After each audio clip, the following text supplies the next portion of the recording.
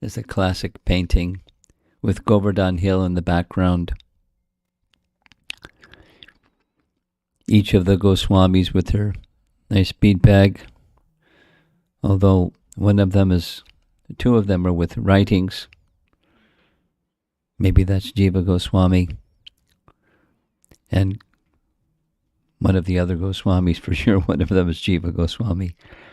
The elder ones in the middle, Rupa and Sanatan. And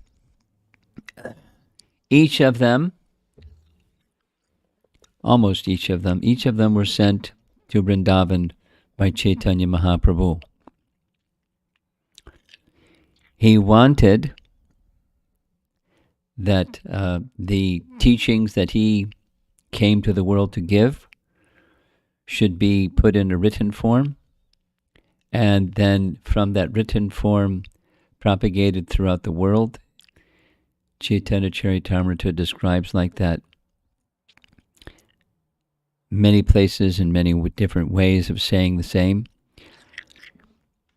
The intention was, the Chaitanya Mahaprabhu's intention was to spread the life of devotion to Krishna and the confidential teachings about Krishna and his pastimes the world should understand.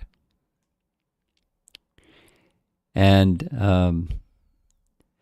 to achieve that, the needle, the point of the needle that went in was these six. It was starting from Vrindavan. Of course, he didn't stay in Vrindavan. He stayed in Puri, but his heart was in Vrindavan, and his most prominent writing set of followers were in Vrindavan, and the process of bhakti was expanded from Vrindavan through these six. Raghunath Das was sent to Vrindavan by Lord Nityananda, and the others were directly sent to Vrindavan by Lord Chaitanya. And we'll be hearing about the instructions they received. I mean, for two of them specifically, writing and excavating or re-establishing the lost places of Krishna's pastimes in Vrindavan. Because as you know, when Chaitanya Mahaprabhu went, the places of Krishna's pastimes had already been lost by his transcendental arrangement, where Radha Kund was identified by him. But other places, what we see there when we go to Vrindavan is not what was there when Lord Chaitanya went.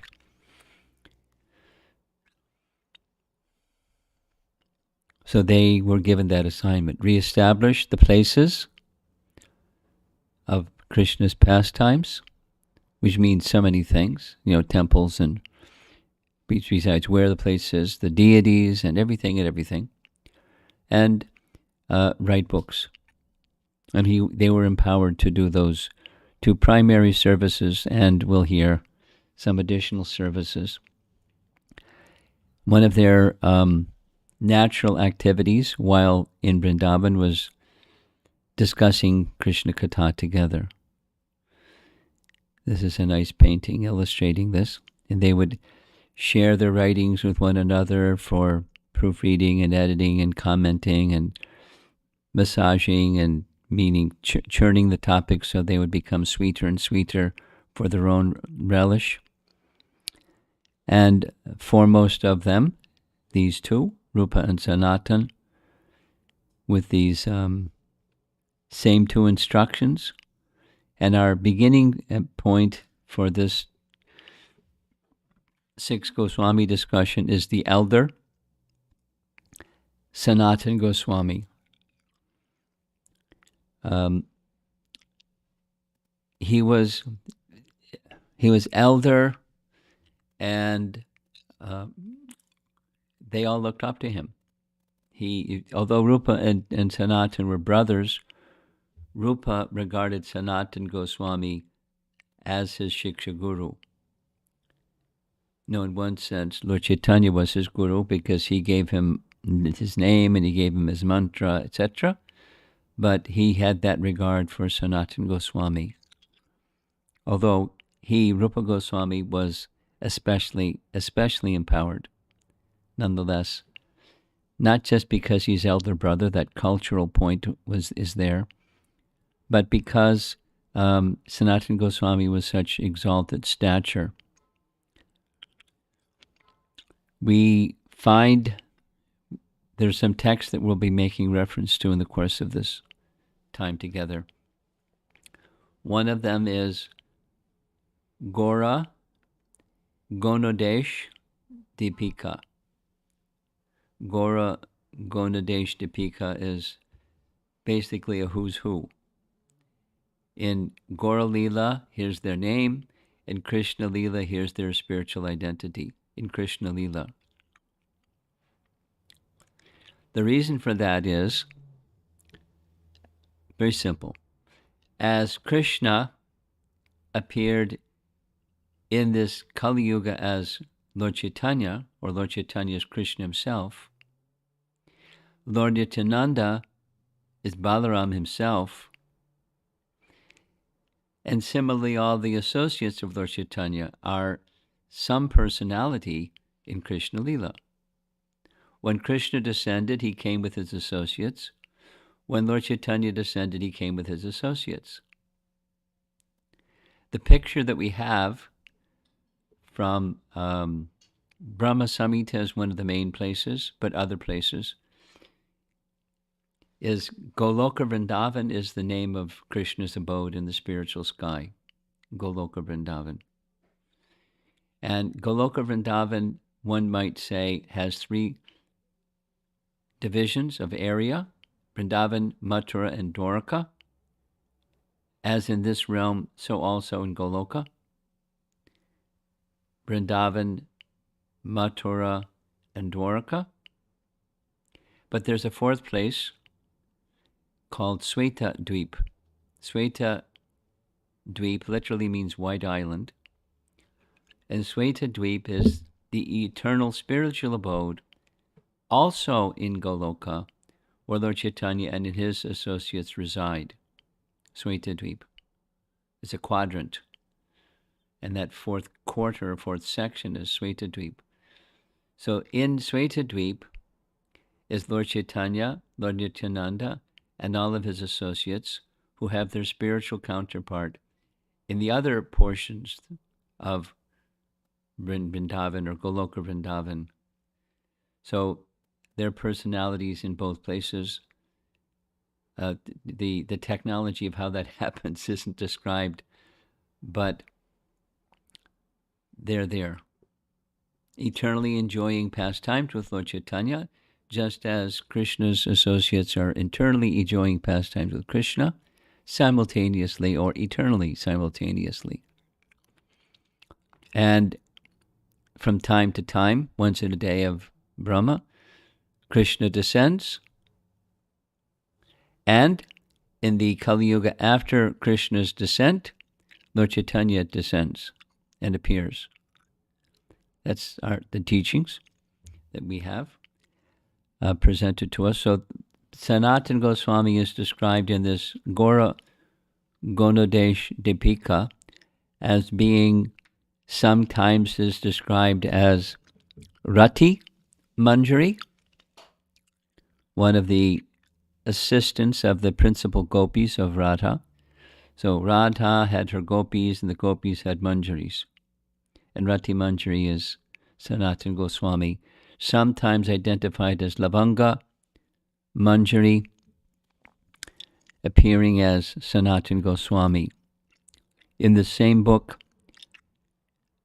Gora Gonodesh Deepika, it is stated that some say that Sanat Kumar, the jewel among the sages, entered into the body of Sanatana Goswami. And perhaps one of the most famous or celebrated parts of his life was his worship of the Madan Mohan deity, which pictured here. The image that's in the painting is Sanatana Goswami handing to his deity. Now, deities don't usually reach out like this, but the painting shows he's reaching out to receive Sanatana Goswami's offering of Badi, B-A-D-I. Badi is a local name for the most simple kind of offering you can make. It's a mixture of flour and water made into a ball. The ball is put into a fire. The fire burns the outside of the ball, so it becomes black. It's removed from the fire. The black part is removed, so the inside is cooked, and the inside is Badi. And there's Sanatana Goswami offering Badi to his deity, because we'll hear the story, because he was a mendicant, so he didn't have a nice kitchen with things to offer, so he offered what he had. The pranam mantra, when we have our functions where we recite Mangala Charana prayers for auspiciousness, one of those prayers is the prayer to Madan Mohan.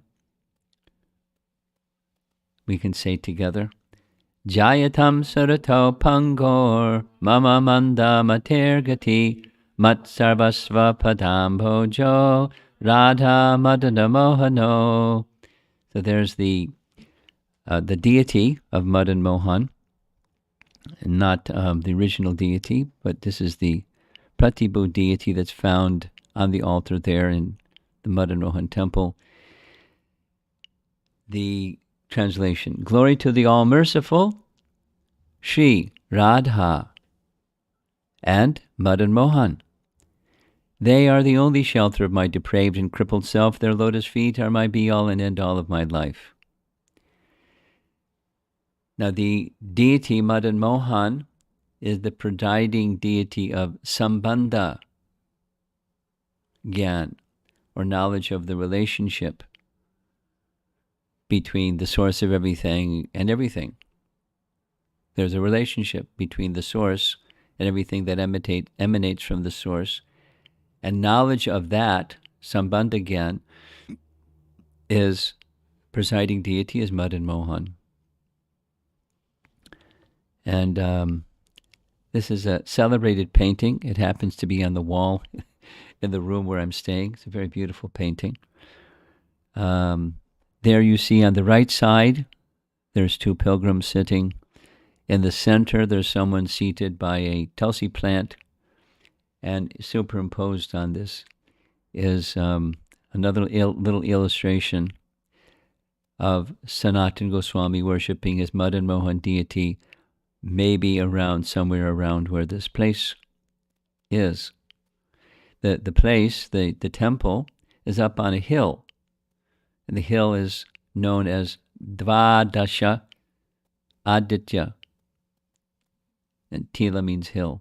So Dvadasha is like Dwadasi. It's 12.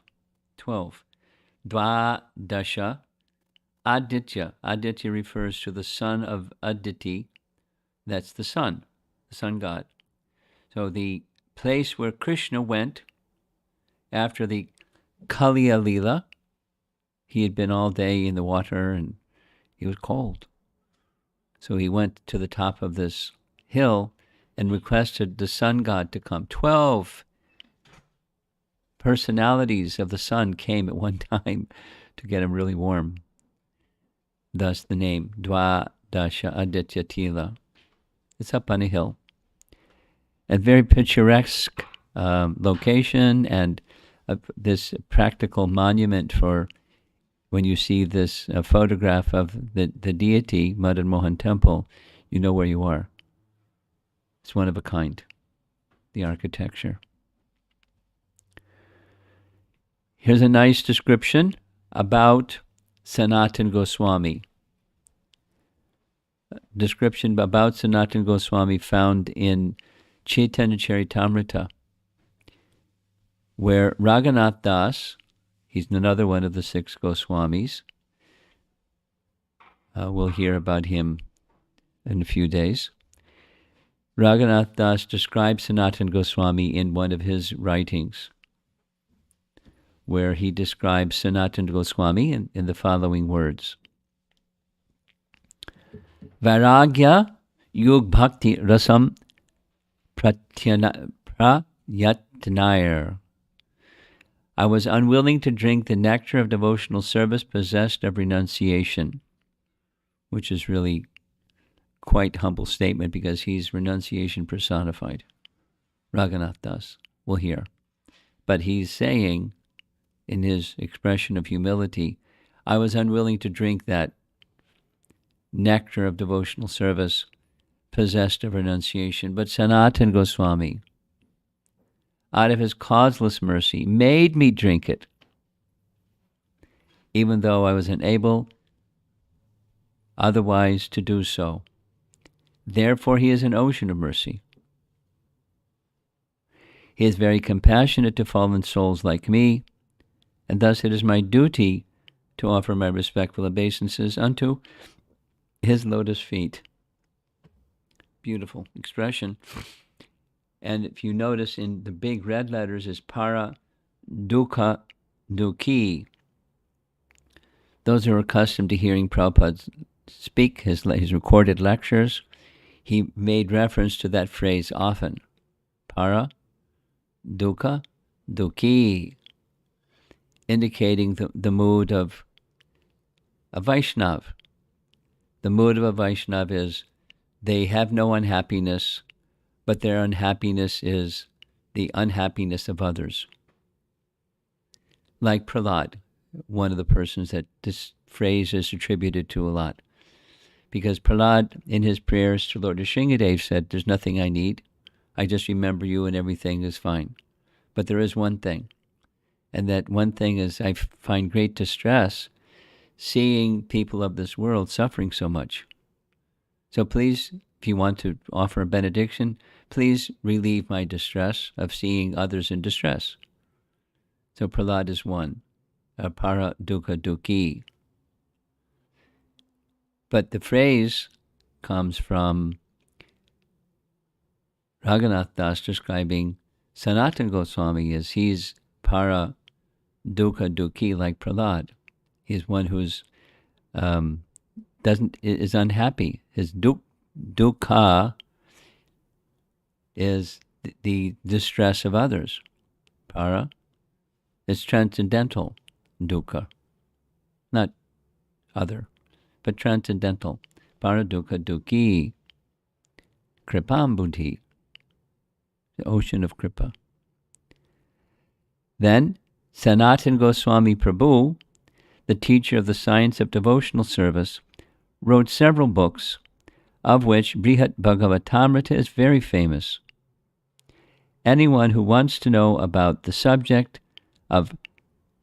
matter of devotees' devotional service and Krishna must read this book.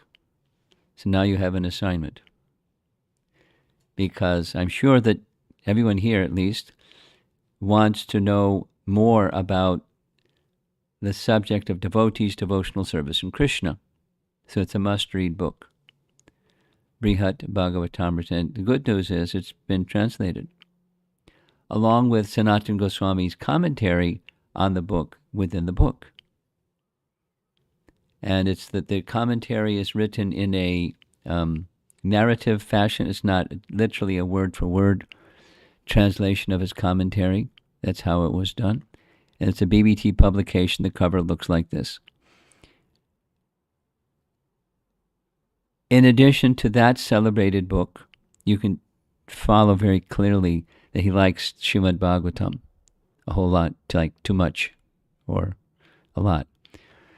And one way to describe what Brihad Bhagavatamrita is, it's a commentary on Srimad Bhagavatam. There's different ways of describing what it is, but it's a commentary on Srimad Bhagavatam. It brings the essence of Srimad Bhagavatam out in the form of two-part narration. Without going into what the content is, it's very amazing literature. Equally celebrated. It hasn't been yet translated into English by BBT, but another writing of Sanatan is Hari Bhakti Vilas. Hari Bhakti Vilas is a how-to manual for everything, A to Z, everything that a does, that, particularly in the category of rituals, but everything, like deity worship. There's a whole section in deity worship. Performance of yajnas, a whole section in performance of yajnas and details. How to observe Janmashtami. A very nice section on how to observe Janmashtami. It's a how to do anything, how to apply your tilak, and everything.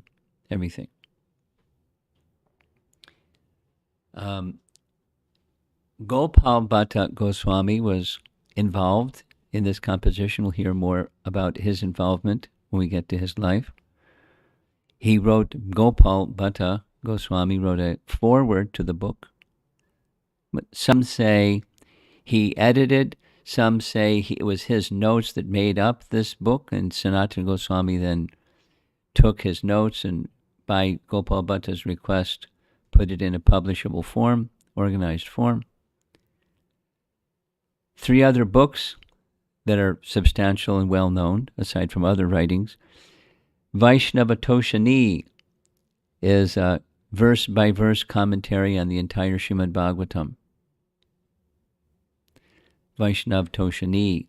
And then there was a commentary on his commentary by Jiva Goswami, because Jiva Goswami was given this book by Sanatana Goswami. Please proofread it, see if you find some mistakes. So in the course of proofreading, he wrote a commentary on the commentary. That's Jiva Goswami. And then he wrote a separate commentary just on the 10th canto. And then Dashama Charita is also describing the characteristics of the 10th canto of the Bhagavatam. He's a Bhagavatam lover, as you can see. Here's a statement made about him in Caitanya Charitamrita, discussion between Caitanya Mahaprabhu and Ramananda Roy.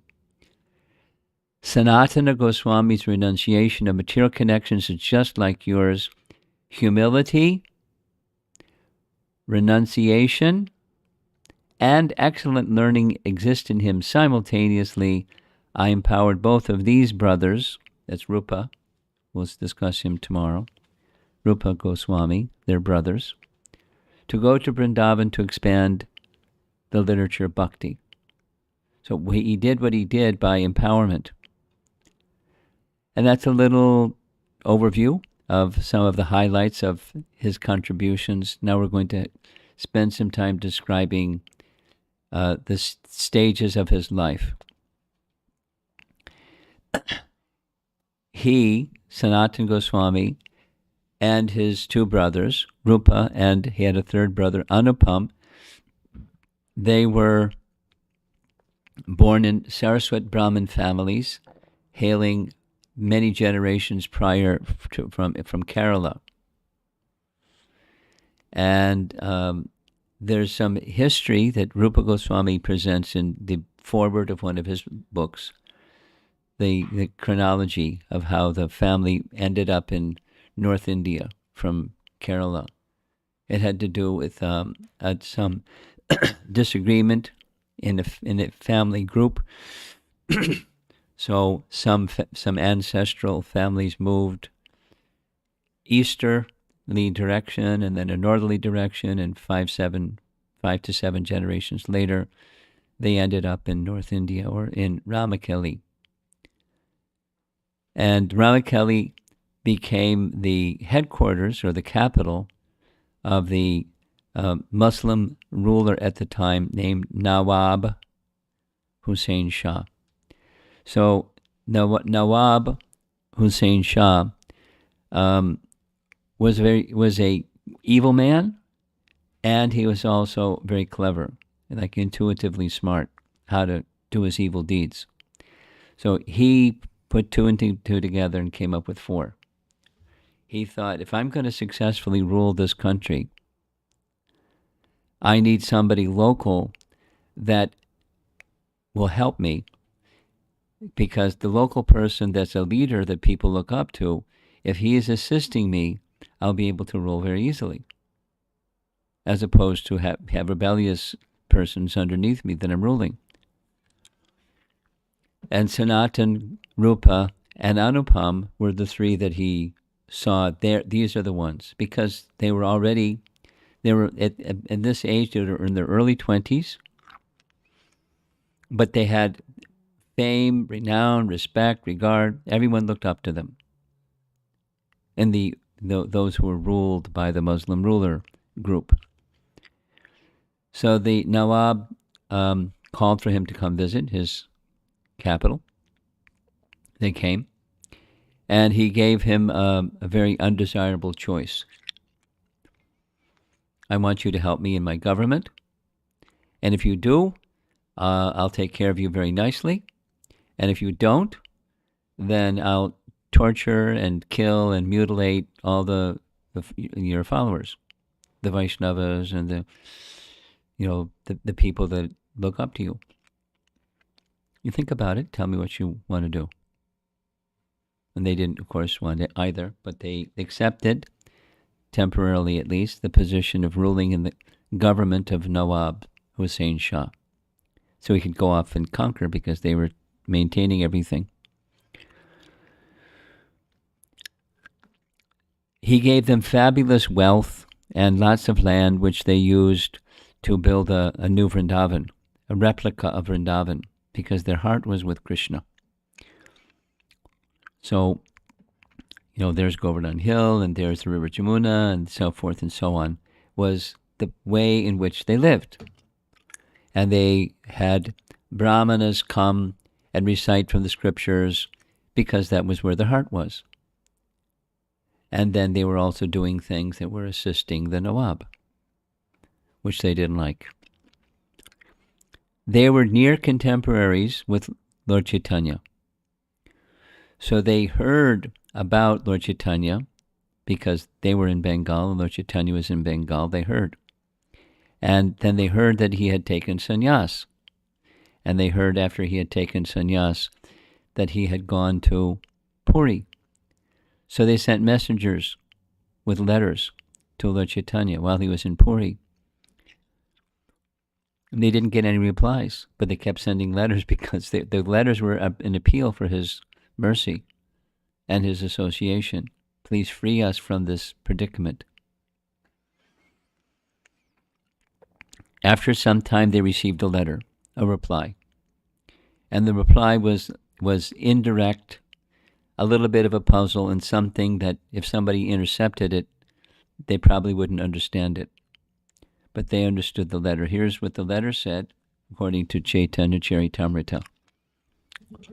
Become just like a wife who is attached to another man, and will perform her worldly duties to her husband very nicely, so he doesn't suspect. But in her mind, she will always be thinking of the other man, waiting for the chance to meet him. So they understood, continue in your service to Nawab, as if you're into it, but all the while your mind is elsewhere. And in due course of time, I will come. That's what they understood. So they followed. And in due course of time, he came. The circumstance of his coming was, after Lord Caitanya had resided in Puri for several months, he made a visit to South India that lasted for around 2 years. He returned to Puri, and then with some obstruction, he eventually made his journey to Vrindavan. When he made his journey to Vrindavan, he took a little bit of a detour, not a little bit, a major detour. Come sit up front, because the screen is up here. Fantastic. Nice spot up front.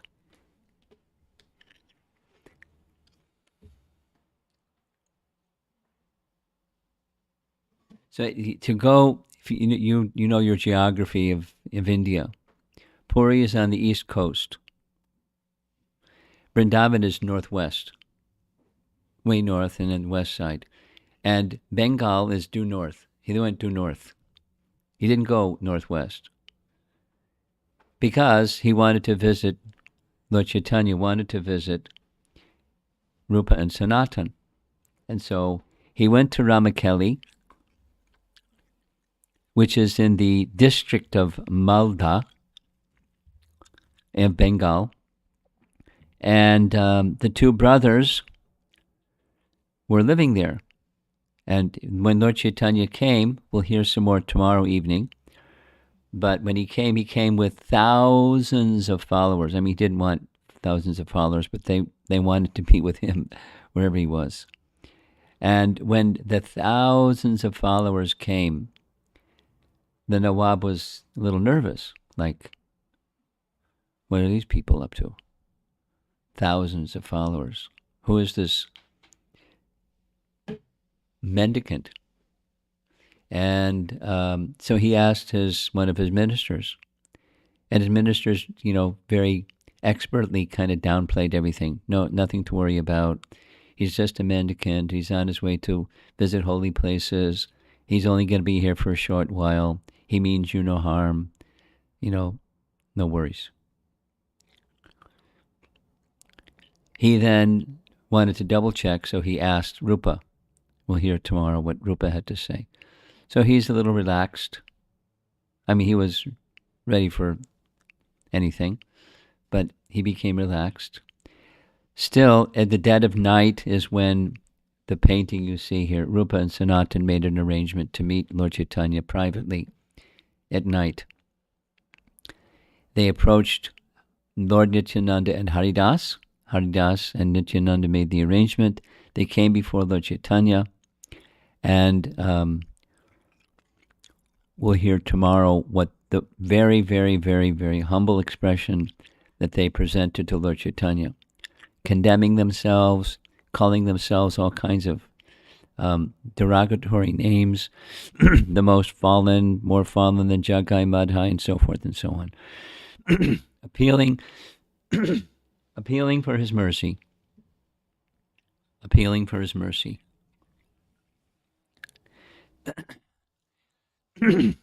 Because they had written to him, now he's there, and they're making the same appeal with great humility. And he said a number of things, but one of the things he said is, Krishna will deliver you soon. No worries. Remain peaceful. Very soon you'll be delivered from this circumstance. He placed his hand on their heads. They grabbed his feet and placed his feet on their heads. And then Sanatana Goswami said two things. Now, as humble as he is, he's also very wise. And in his wisdom, he said, right now the Nawab is calm. But, he's not to be trusted, because at any time he can do any vicious thing, and you may be on the receiving end of his vicious behavior. So as much as we want you to be here, you shouldn't stay. As soon as possible, you should depart. We want to see your safety. But he had given his mercy to them, and that was what they wanted. And the next, it's also I find it very amazing. He gave him some advice, some further advice. He said, when you go to Vrindavan, when a mendicant, a sannyasi, goes on pilgrimage to a holy place, you should go alone or with one assistant. But with thousands of people, that's not the way to enter a holy place. And please consider. He's a minister. He's advising Caitanya Mahaprabhu. So it's described that the next day, Mahaprabhu, having considered, thought it was a good idea, so he doubled and went back to Puri to leave the thousands of followers in Puri, and then left with just one assistant to go to Vrindavan. And then he went straight to Vrindavan, or more or less in that direction.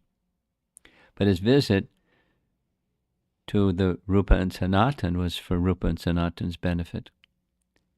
He then gave them the name because they had their birth names. Nawab gave them names according to their service. Dabir Khas and Sakar Malik were the names he gave, but Lord Chaitanya then gave them Rupa and Sanatan as their names.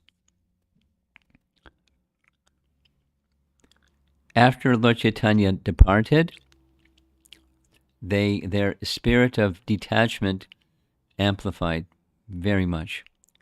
And what was done was Rupa and the third brother named Anupam gave away all their wealth, and they were, you'll hear shortly, very wealthy, very, very wealthy. They're at the top of the mountain of power, influence, wealth, high learning. Sanatana Goswami, Prabhupada would often say, spoke 7 languages fluently. Urdu because of working with the king, he had to speak their language. But he's, of course, Bengali and Sanskrit and 4 other languages he was fluent in, had command of them. Highly learned, and it's all the scriptures. He had everything, things that people spend their lifetime or lifetimes to attain. He had it all, and they gave it up. So one of the first things was to give up their wealth.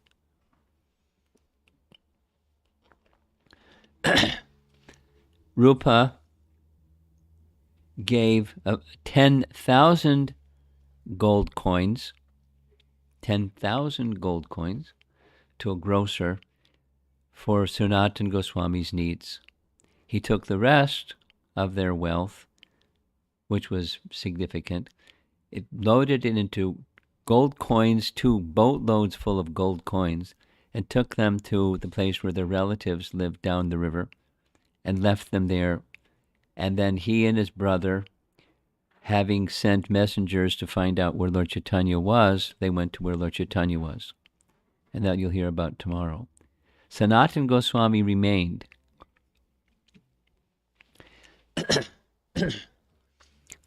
Because he was the prime minister. And so Rupa and his brother were gone, but the prime minister was still there, and so the Nawab wasn't too angry and too, irritated. But Sanatana Goswami wasn't coming in to do his duties, giving the report that he was not well. And this went on for some time. So the king, Nawab, sent a physician. He examined Sanatan. The word came back, he's not ill. And so this is a painting showing the Nawab, who then went to visit Sanatan, saying very directly, my physician says you're not well. Please tell me, what is your intention? Very direct. What is your intention? Sanatana Goswami's reply is, you're the king. The king is the representative of God. And if you feel that I'm not doing right, you're certainly entitled to punish me as you feel is best. But I'm not coming for government service. That's my intention. So Nawab said, you're spoiling all my plans. My plan is, I need you to run the government while I go off and conquer other lands. So he put him in jail and went off to conquer other lands. Specifically, it says he went towards Orissa.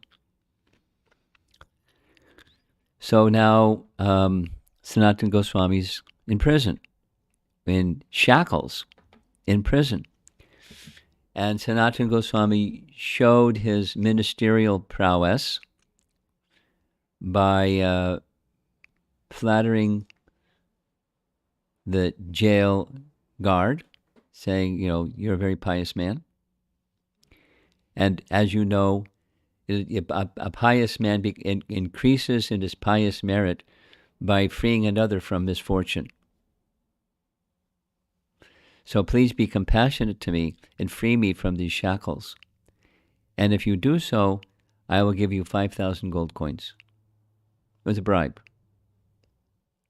but he said it, in a very interesting way. And the jailer said, "Of course, I would like 5,000 gold coins, but if I do this, the Nawab will kill me, and so I can't do this." And Sanatana Goswami had an immediate answer. He said, "No problem. You can tell a lie." So he's encouraging the jailer to tell a lie. Tell him that Sanatan or Sakar Malik, my prisoner, he had to pass stool. He went to the side of the river, and he jumped in the river with his chains on, his shackles on, and he drowned. I searched for him and couldn't find him. And I'll up the ante from 5,000 to 7,000 gold coins. So the jailer sent him free. And so in this way, at least there's 3,000 more gold coins somewhere. But Sanatana Goswami, we're going to hear 2 more classes from now. When is it okay? Is it okay? If so, when is it okay for an elevated Vaishnava to deceive and lie and use trickery? Because that's something the Vaishnavas don't do.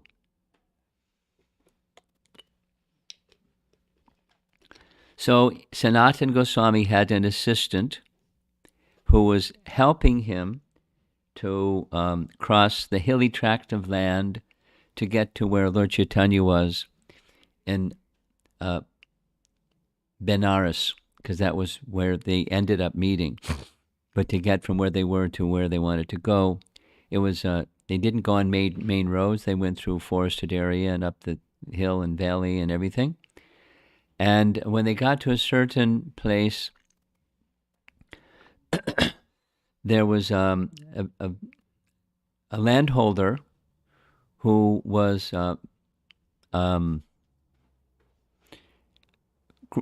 cruel and crooked. He had an astrologer that advised him, "Oh, look at this, coming through your kingdom right now is somebody that's carrying great wealth with them, and you'll be wise to take their wealth, plunder their wealth." So when Sanatana Goswami got to that place, the landholder treated him very, very nicely and spoke very sweetly and very pleasantly. And being a prime minister person, he understood this. He's buttering me up. He wants something. Because people don't normally do like that. He's treating me with great respect. He wants something. So he asked his assistant, "Ishan, do you have any gold coins?" And Ishan said, "I have 7 gold coins." And Sanatana Goswami said, "This is death knell. We would be killed for these gold coins. Give them to me." So he gave him 7. He had 8.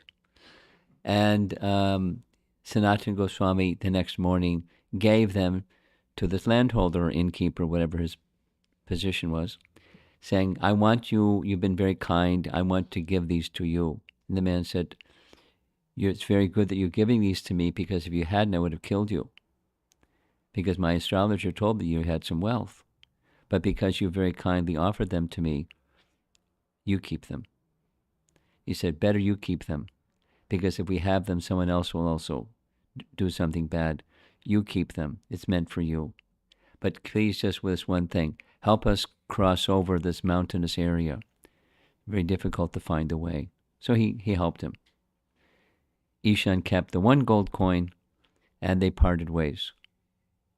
So this is a little right in Chaitanya Charitamrita, the history of the second time Lord Chaitanya and Sanatana Goswami met. In the course of his travel to meet Lord Chaitanya, he came to a place where his brother-in-law lived, which means that Sanatana Goswami was married. And when he left everything, including his wife, Whatever else was his, he left. And when he came to his brother-in-law's place, he disclosed what had happened to his brother-in-law. And his brother-in-law wanted him to stay there. And he said, no, I can't stay here. But then he accepted a gift. And the gift was the language that's used in Caitanya Charitamrita is a woolen wrapper, like, a chadar, and a shawl, but, very attractive. And so off he went with his brother-in-law's gift and made his way to where Lord Chaitanya was staying. Lord Chaitanya was staying at the house of Chandrasekhar Acharya, and when Sanatana Goswami got to that city, he found out where that place was, and he went to the door and just sat by the door. He didn't ring the bell or knock on the door or anything. Sat by the door. Lord Chaitanya is described, said to Chandrasekhar, can you see if there's a Vaishnav by the door? Go look outside. And he looked outside and he came back and said, well, there's no Vaishnav. There's a Muslim mendicant, because he had a beard and the whole thing. And Lord Chaitanya said, bring him in. And when he brought him in, Chandrasekhar was amazed at the affection that was demonstrated between the two, because remember, Sanatana Goswami had already met them. He knew who they were. He gave them their names, etc., etc. And they became part of Lord Chaitanya's entourage. He told Chandrasekhar, make him look like a gentleman. Give him a shave and a nice sikha, and give him some cloth to wear besides this. So Chandrasekhar did all that. He wanted to give him one of his nice new dhotis, and he declined. He said, give me something used and discarded. So he's in the mood of being a renunciate. And Lord Chaitanya appreciated what he had done. He noticed, Sanatan being a minister noticed, Lord Chaitanya keeps looking at this shawl or woolen blanket, and that he doesn't approve of it. And so when he went to the Ganges to take his bath, he saw by the side of the Ganges an old sadhu that had bathed, and his torn quilt was lying to dry by the side of the river. And he approached the sadhu and said, can I exchange my nice wrapper for your torn quilt?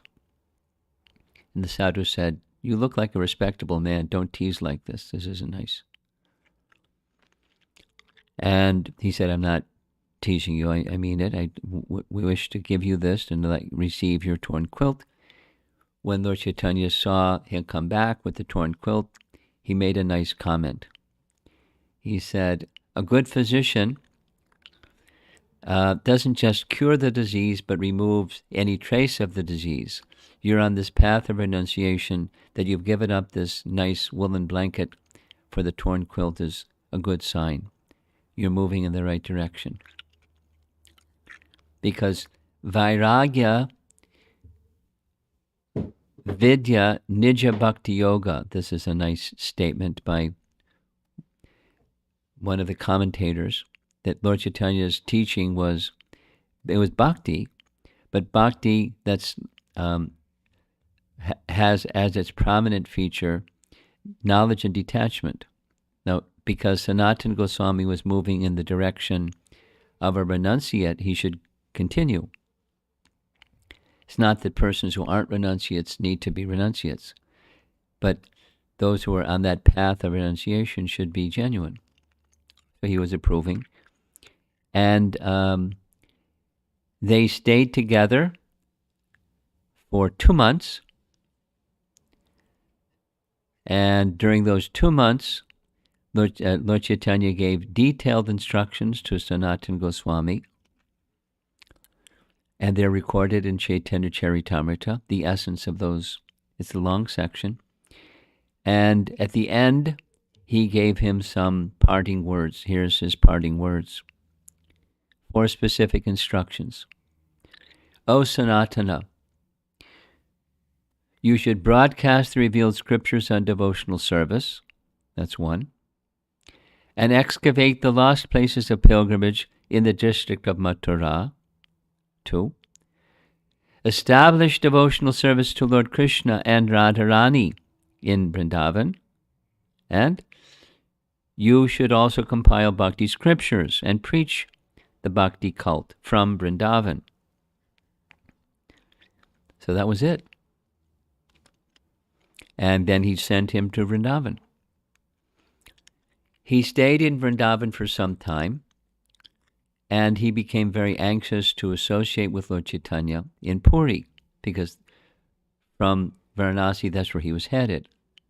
So he stayed for some time in Vrindavan. He wanted to be with Lord Chaitanya again in Puri. And so he's like a prime minister. He's a very smart man.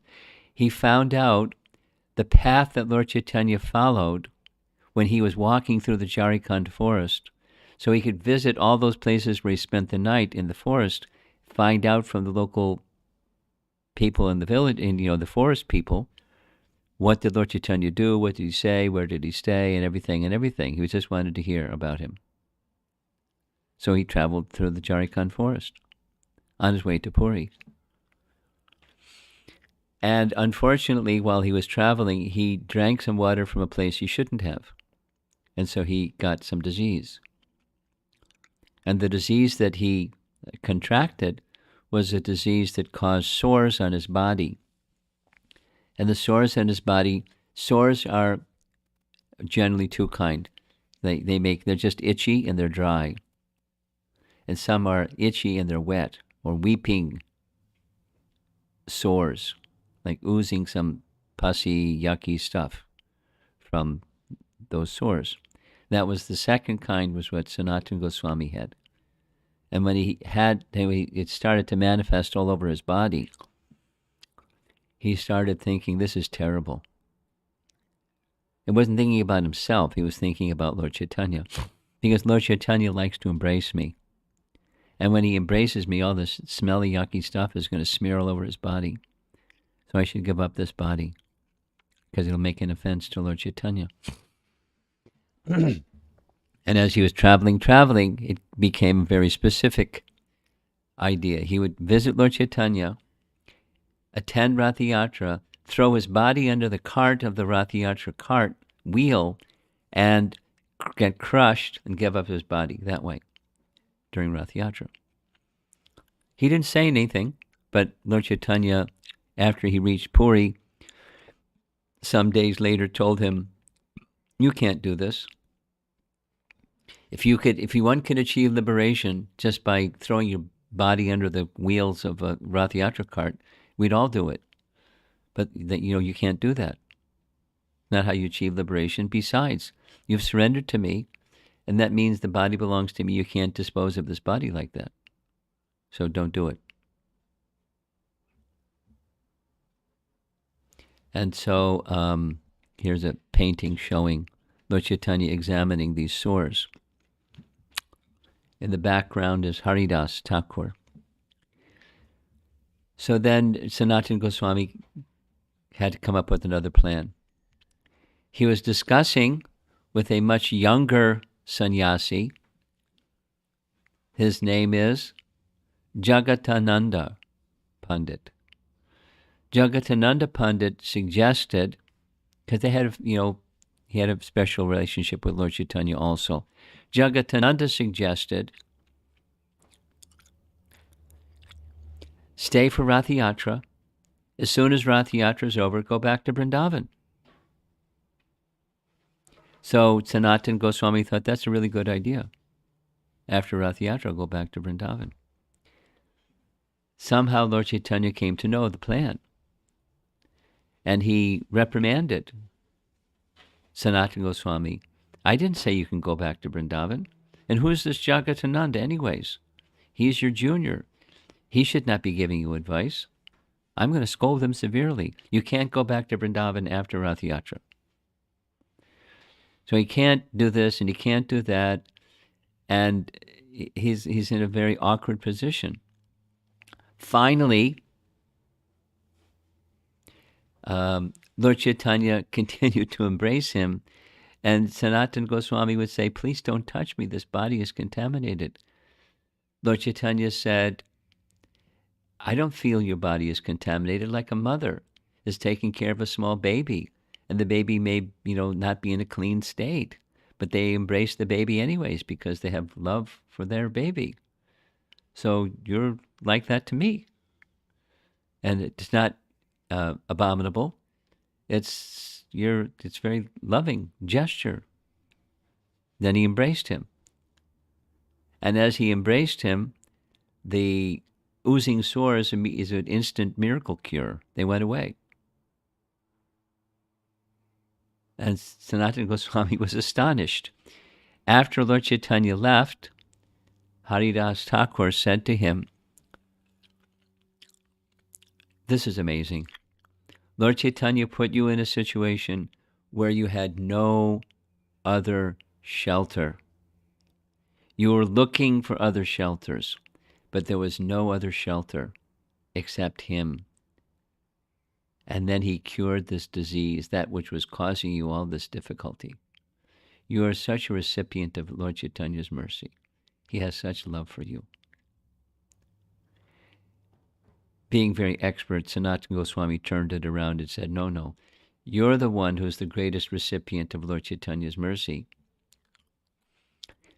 because he came to deliver to this world the chanting of the holy name, and you're the acharya for the chanting of the holy name.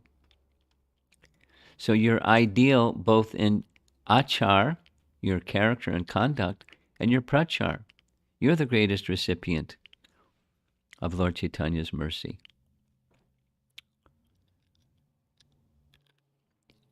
After some time, he returned to Vrindavan, and when he returned to Vrindavan is when he began this worship of Madan Mohan. The history behind the Madan Mohan deity is this a photograph here. It's a tree called Advaita Vat. Advaita Vat, this particular tree, is near the base of that hill you saw the photograph of before, where the Madan Mohan temple is. At the base of the hill is where Advaitacharya stayed. Before Lord Chaitanya appeared, Advaitacharya spent some time in Vrindavan. When he spent some time in Vrindavan, it was at this place. And beneath the tree, you see it's a very, very old tree, he found the deity. And he then began worshiping the deity, somewhere in the ground, buried or something. And after worshiping the deity for some time, he had developed a nice relationship with a brahmana in Mathura named Purushottam Chobe. So he gave the deity to him to worship and returned from Vrindavan back to his home in Shantipur, Advaitacharya. So now Sanatana Goswami has moved to Vrindavan, returned to Vrindavan, and one of the things that he did while in Vrindavan is he would perform Madhukari. You all know what Madhukari is, right? Do you know what Madhukari is? Yes? Yes? What's Madhukari?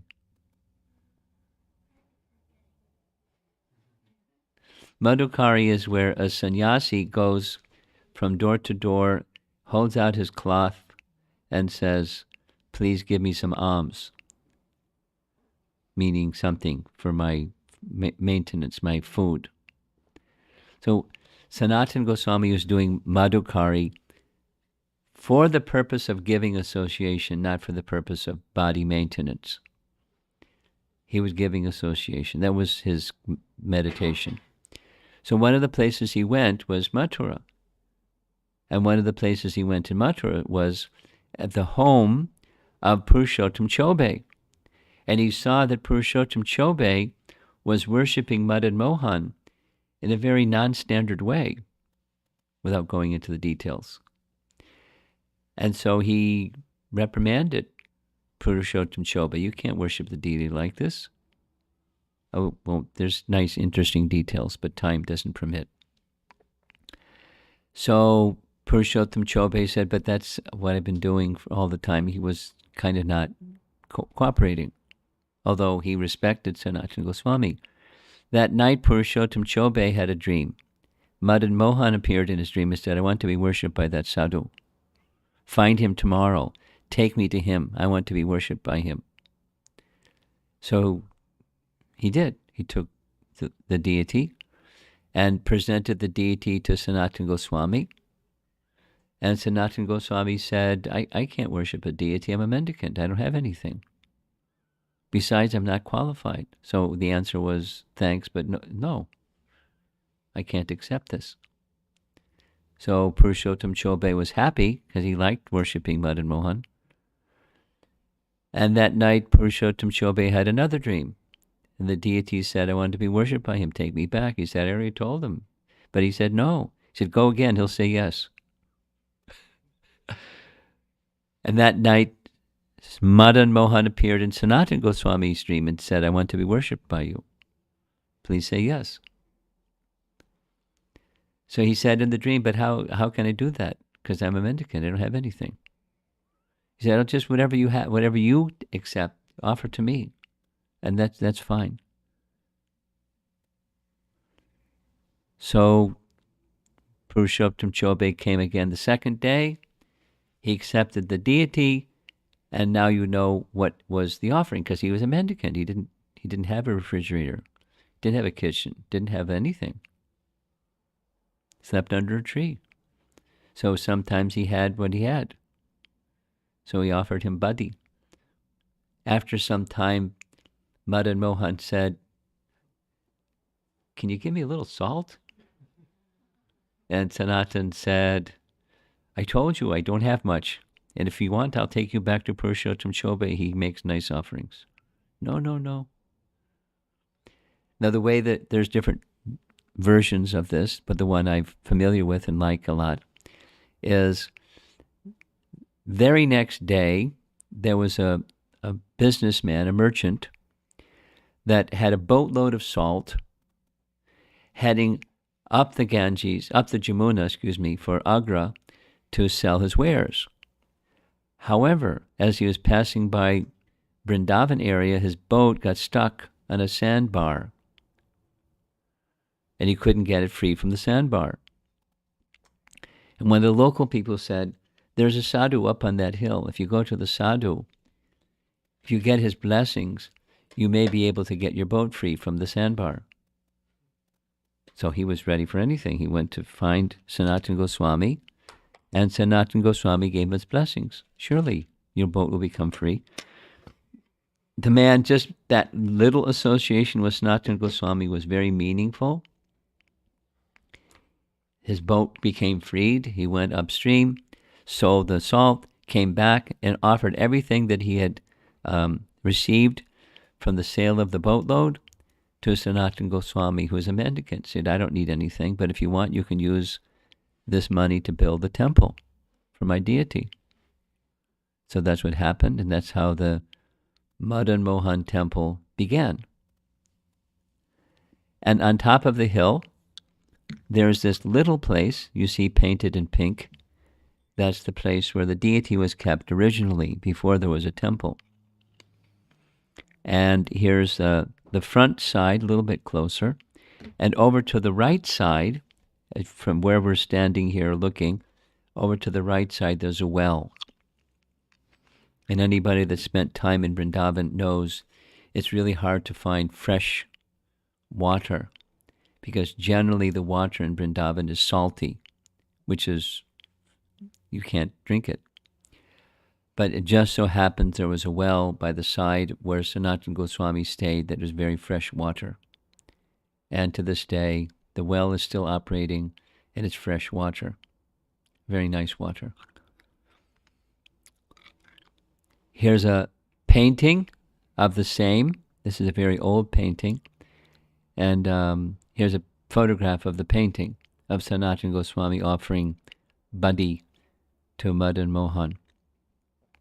Here's an aerial photograph of the temple. On the back side, you see the river Jamuna.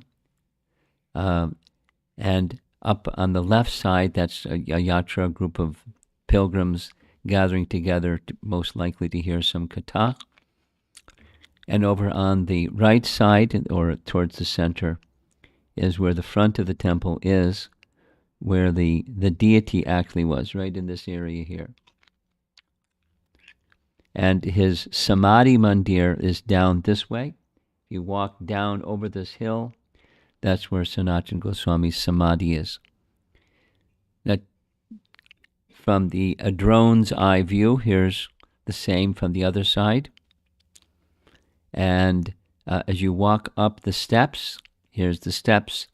There you'll find the temple. And inside the temple is the deities of Madan Mohan and Lalita Saki to the side of Krishna, Madan Mohan. Now there's some history to this deity, these deities. The Radha is not by Madan Mohan's side.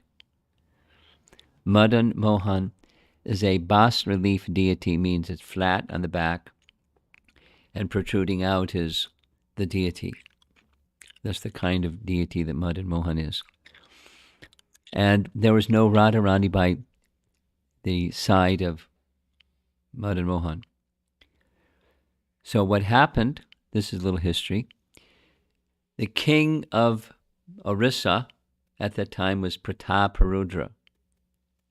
Prataparudra had a son, and his son wanted to do some service for the Goswamis and Lord Caitanya. So he arranged for 2 Radharanis, one to be by the side of Madan Mohan, the other to be by the side of Govindaji. And there was a big celebration, the installation of 2 Radharanis to go by the side of Govinda and Madan Mohan. The evening before the festival, the Pujari had a dream in which Radharani appeared and said, "I'm not Radharani, I'm Lalita. And I belong by the side of Madan Mohan." And so that's the arrangement. He told everybody that was my dream. Everyone said, okay. So now Madan Mohan has, on one side is Radharani, and on the other side is Lalita.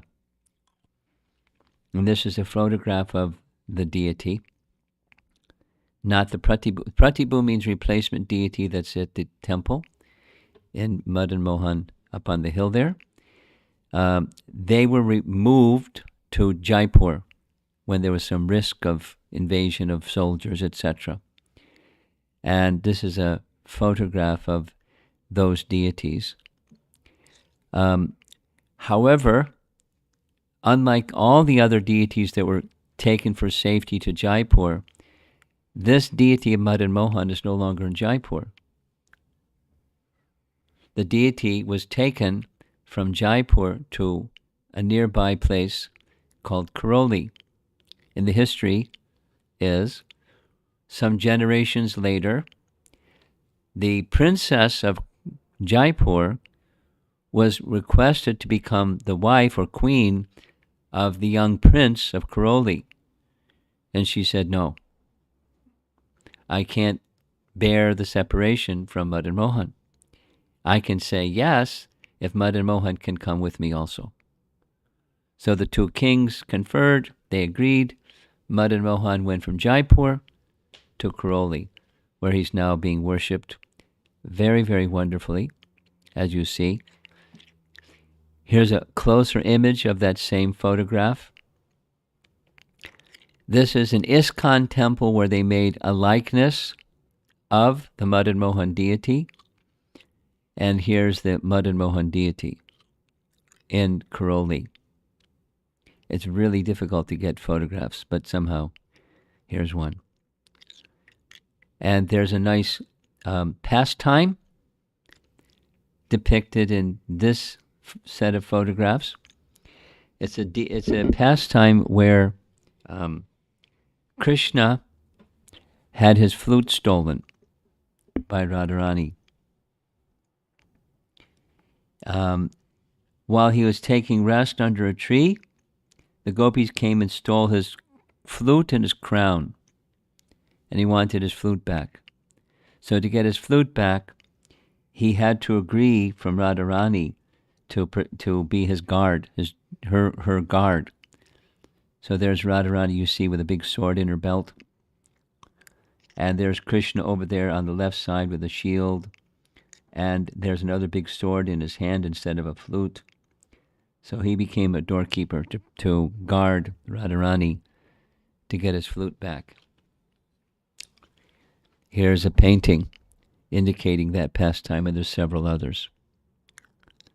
Krishna's resting, Radharani stole his flute.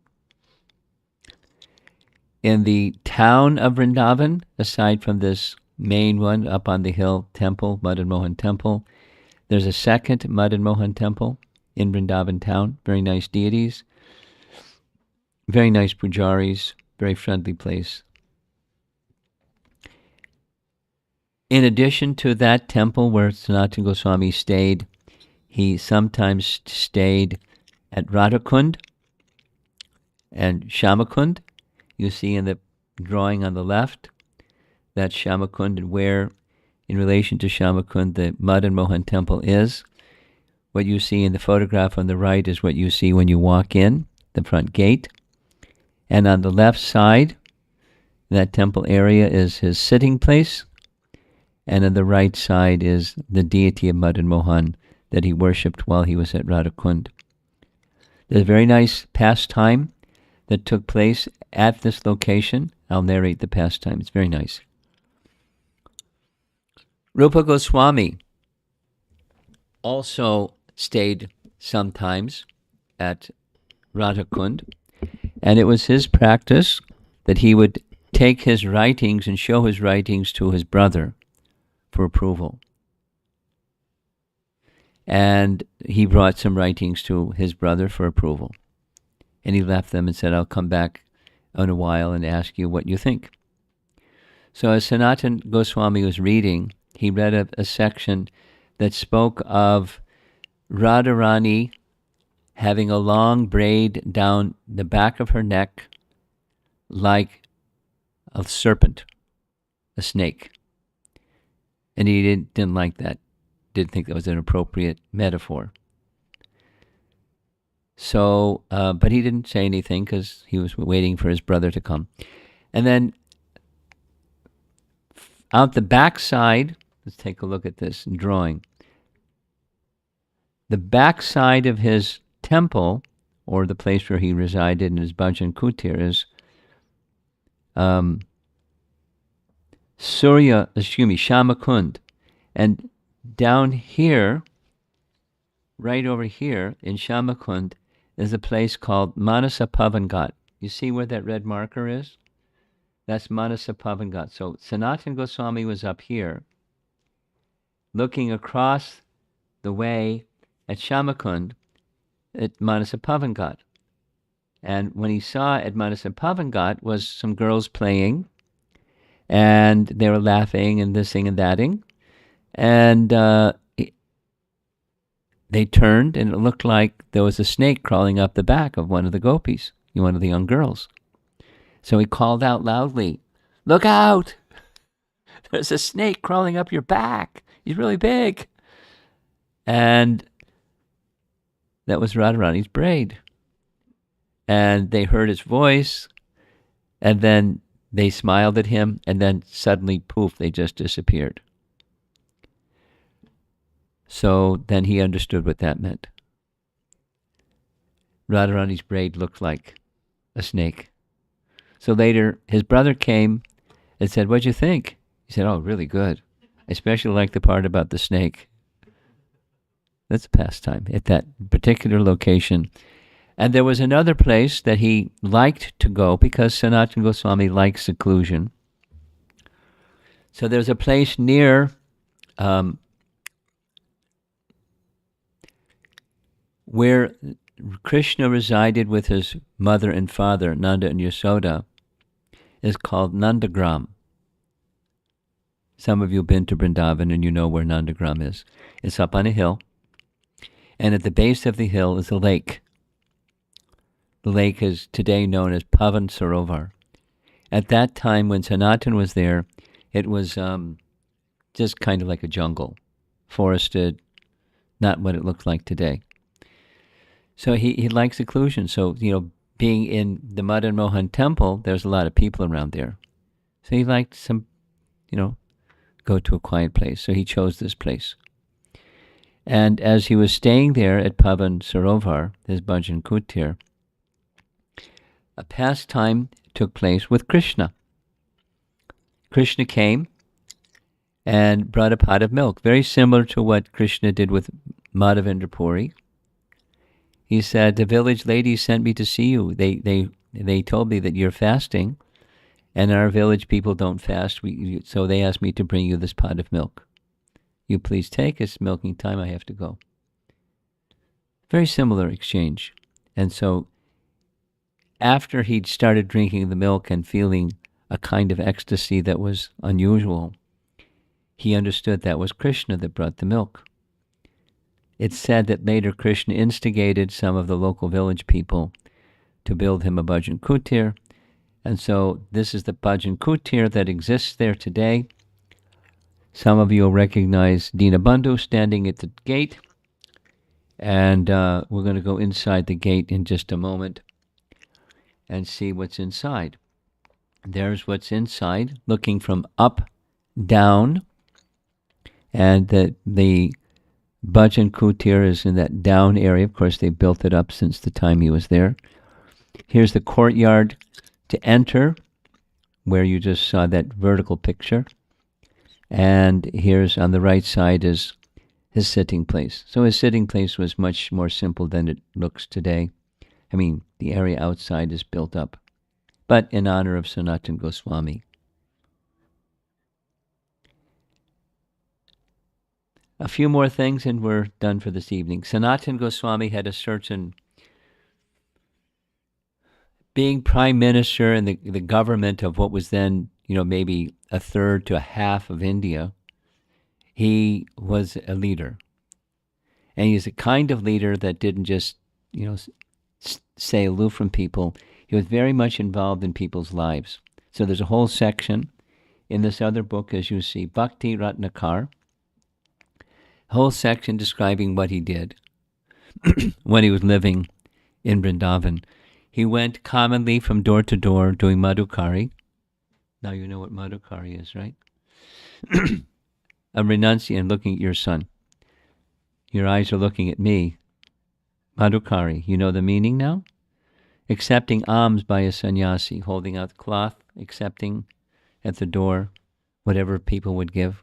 But he would give this association. So as he went on, he went from village to village and people would know who he was because he's the village elder. He's the one everybody looked up to and loved. And when he came to the new place, they were at the edge of the village and they would receive him with a celebration and great affection. He'd come and sit with them, have kirtan, discuss Krishna Katha, meet with family after family after family. He came to know everybody's everything. When there's weddings and when there's births and when there's this and when there's that. And it's described specifically if there was some disagreement within a family, they would take it to Sanatana Goswami. He would hear, and whatever he would say, they would do. That was it. It was very simple dispute system. And because they had such regard for him, and he was very wise. And he stayed until the evening, and then a little rest, little morning duties, and off in the morning, and they'd see him to the edge of the village, crying, "When are you coming back again?" And off to the next village. They knew he was coming, and this way, Sanatana Goswami had that role of being the spiritual guide for everyone. That connects with this story. This is a celebrated painting. This is an ISKCON version of a very old painting showing Rupa Goswami writing at Ter Kadamba. what you see, the tree that he's seated under is a kadamba tree. And we know that because there's the little blossoms of kadamba flowers that look like little yellow balls. And down the path coming from the right is Radharani. The story is that Rupa Goswami was writing, thinking, today is Sanatana Goswami's birthday, I'd like to do something for him on his birthday. He just had a desire. And sure enough, a short while, there comes someone, a village girl, turns out it's Radharani, down the path to bring all the ingredients for making sweet rice, or brought the sweet rice. And he said, I was told to bring this to you because it's your brother's birthday. And there was a wedding in the village, and knowing that it was your brother's birthday, they asked me to bring the sweet rice to you. Oh, that's wonderful. So let me finish writing. And so he went from where he was, to where Sanatana Goswami was. It's like, about a mile away from Ter Kadamba to Pavan Sarovar. And he brought the sweet rice. I'm going fast because of time. It's nicer if you go slower, but I'm running out of time. So he brought the sweet rice and said, happy birthday. Here's something for you on your birthday. And he started to drink the sweet rice. And he was feeling a kind of ecstasy that he understood this isn't ordinary. So he started asking questions. Where'd you get the ingredients for this? And he told the story. And Sanatana Goswami then could understand that was Radharani. There's no wedding in this area. I know all the weddings. I know all the everythings about everybody, and there's no wedding. You made me take service from Radharani. This is very bad. But the sweet rice is very good. So he shared it with Rupa and finished. There's another nice story which has a longer version, and I'll do it the shorter version because of time. There's a story about Sanatana Goswami's touchstone. The touchstone story is very nice. But the short version is, there was a Brahmin in Vrindavan that had 2 daughters. And it was the system at the time that marriage of your daughter requires some dowry, but he didn't have any money. Then he thought, Sanatana Goswami is very generous. He's very kind to Brahmanas. I heard that he has a touchstone.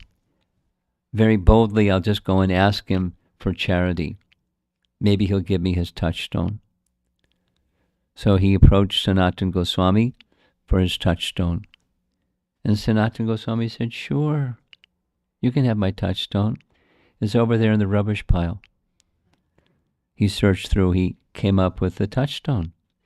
And he was very, very happy, so he went back to his home.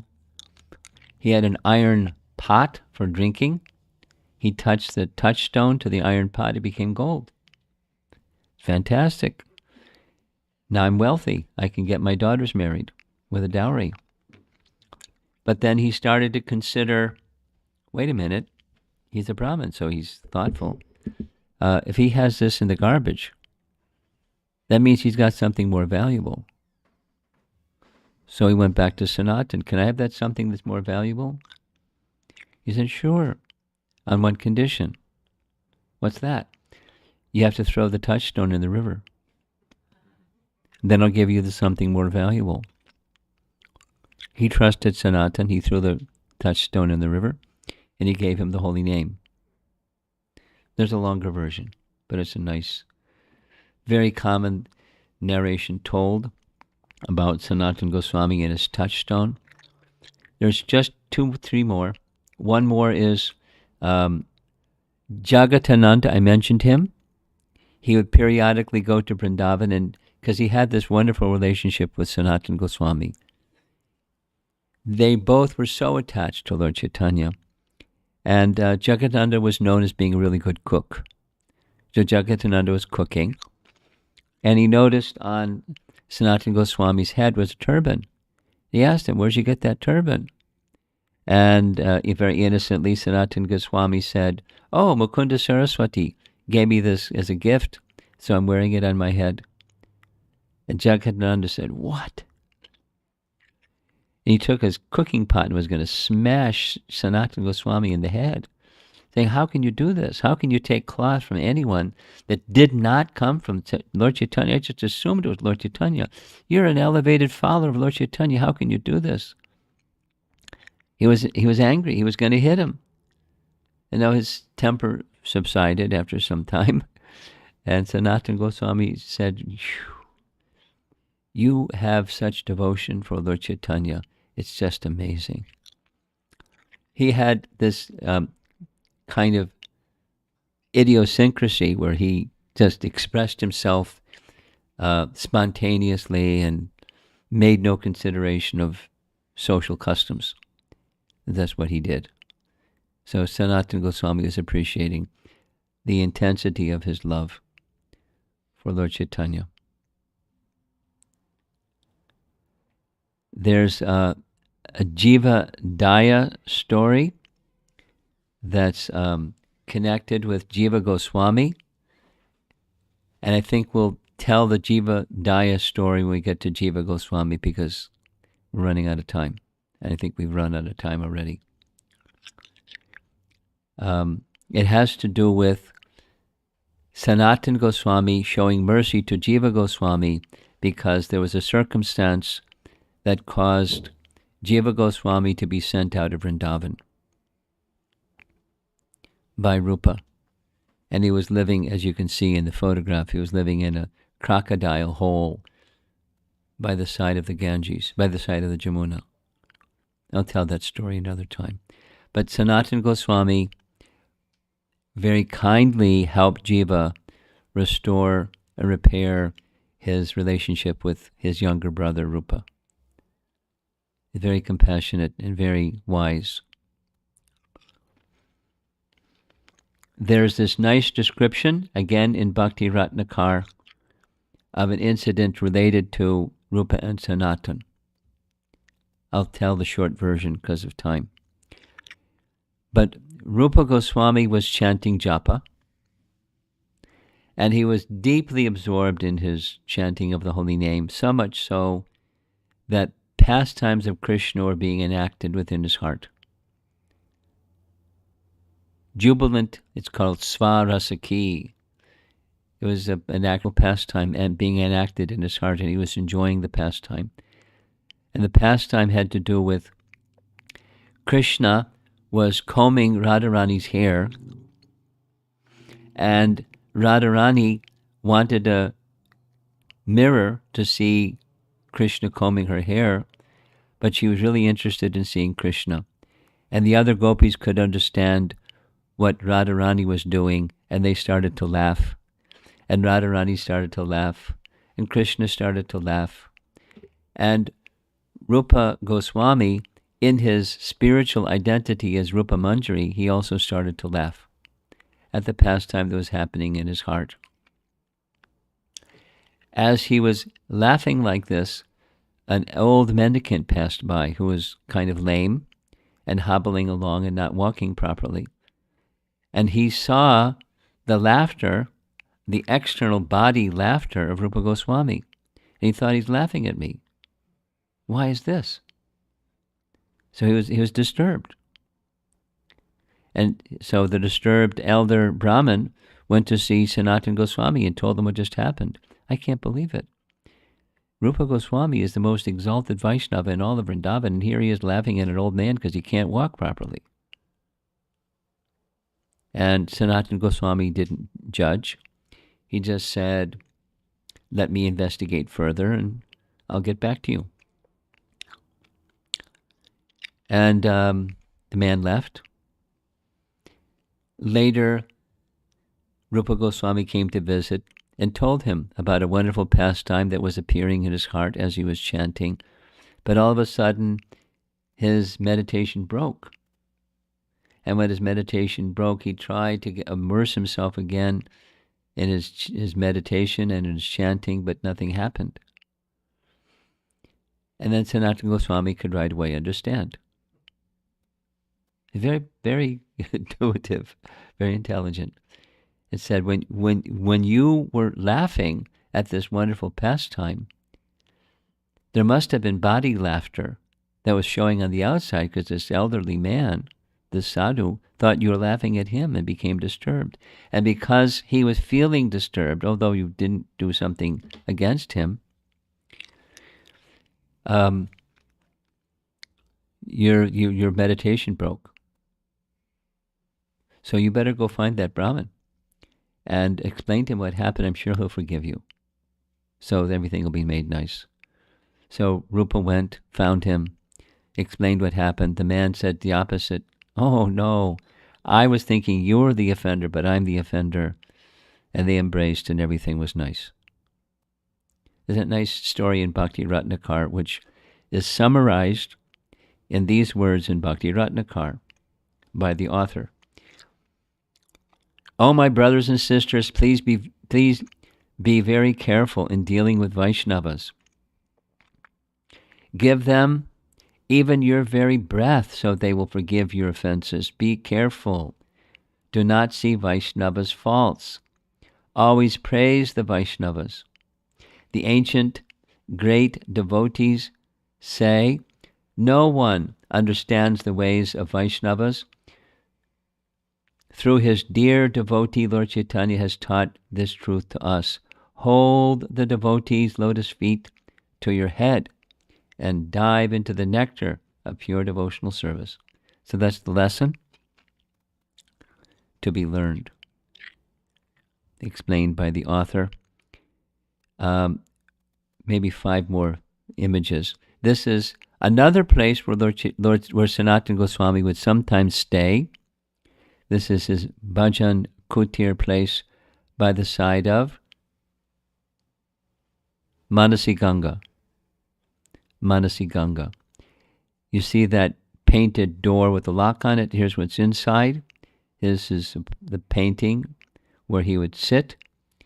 Very near, maybe 10 yards away, is a temple to Lord Shiva. There you see the Shiva Lingas. It's one of the 5 principal Shiva Lingas that are protectors of the Dham, specifically. Kshetrapal, or protectors of the Kshetra, the protectors of the Dham. Here's what the Shiva Lingas look when they're not being worshipped. Here's what it looks like when they're being worshipped. Here's what it looks like at night. They decorate Lord Shiva very nicely. All with 3 eyes. 3 eyes. However, in this area, Sanatana Goswami decided to leave because too many mosquitoes, especially where there's water during certain times of the year. Water is a breeding ground for mosquitoes, and it was disturbing his bhajan, so he decided to leave.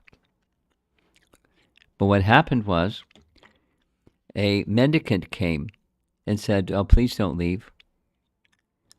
It was Lord Shiva. Said, please don't leave. I'll make sure no mosquitoes come again. They won't bother you. So Sanatana Goswami agreed. Said, I'll stay here another day. Let's see. And so no mosquitoes came. And it is said, from up to this day, no mosquitoes come to that area. Even though everywhere else around there's mosquitoes, but not around Sanatana Goswami's place. And as he became older, he lived a good number of years. I forget the number of years.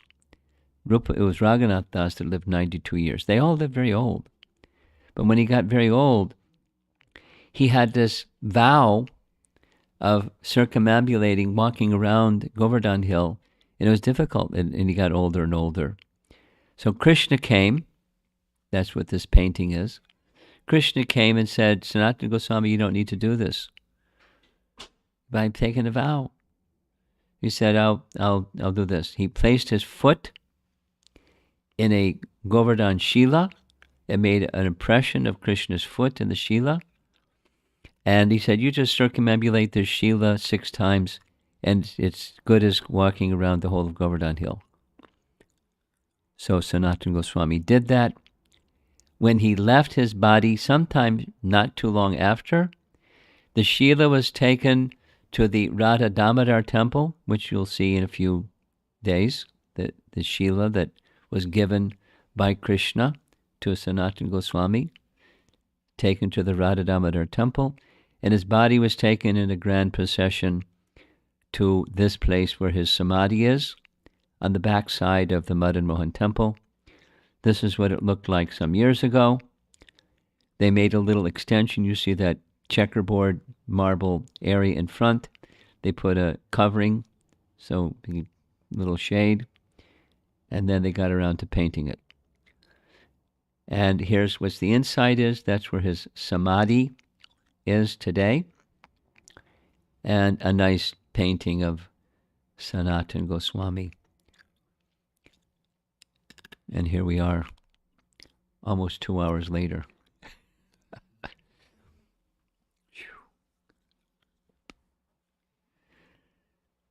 But that was the beginning.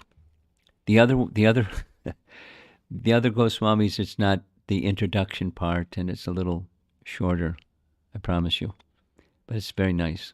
Nice meditation on these exalted personalities that our life in Krishna Bhakti is very much dependent upon what they did, the gifts that they gave to us, and passed on through disciplic succession, which we'll hear some more about. And here we are, making the place of Krishna's pastimes celebrated, making the pastimes themselves as celebrated and properly understood, because they're not often properly misunderstood. But the proper understanding through the grace of Lord Caitanya, who empowered these personalities to do what they did, and they did it. And we're benefiting from it, so we're very grateful to their kindness and their writings. And someday, I'm sure someday, you'll all read Brihat Bhagavatamrita after reading extensively Prabhupada's books, because it's a very high literature, very wonderful, very deep. Sanatana Goswami ki jai. Let's see if there's any discussion. I'm sorry to have taken so long. Almost 2 hours. Anybody, any thoughts or comments? Children, compliments for being so patient. Good for both of you. Thanks.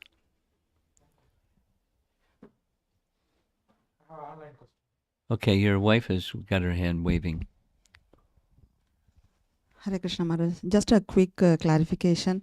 The last pastimes you were mentioning that Rupa Goswami was laughing in the dream, right? So I was just wondering, he's the highest elevated Vaishnava when compared with the other sadhu. He's a sadhu, right? Who went to Sanatana Goswami, complained about that Rupa Goswami was laughing. So I was wondering, his Rupa Goswami's dream got broke. So even though he really did not laugh at him, but how to understand that? He was spiritually laughing, and it showed externally. What's going on internally comes out externally.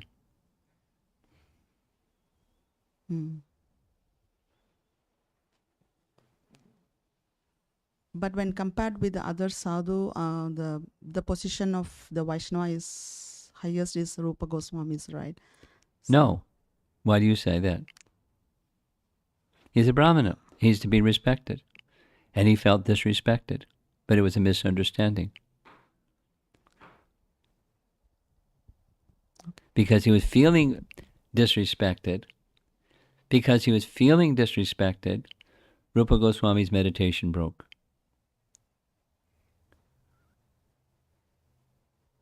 And he couldn't re-enter.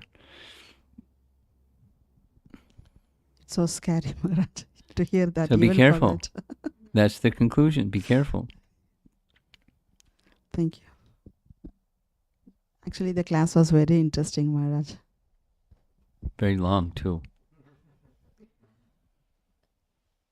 Shrida Das Prabhu asks, Guru Maharaj, may I kindly know if it is described when and how Rupa and Sanatana Goswami experienced the divinity of Chaitanya Mahaprabhu for the first time and understood that Lord Chaitanya is non-different from Krishna? My understand, there's nothing explicit responsive to this question that I'm aware of. But when they first met, they had that realization. When they first met, they had that realization because they're very elevated.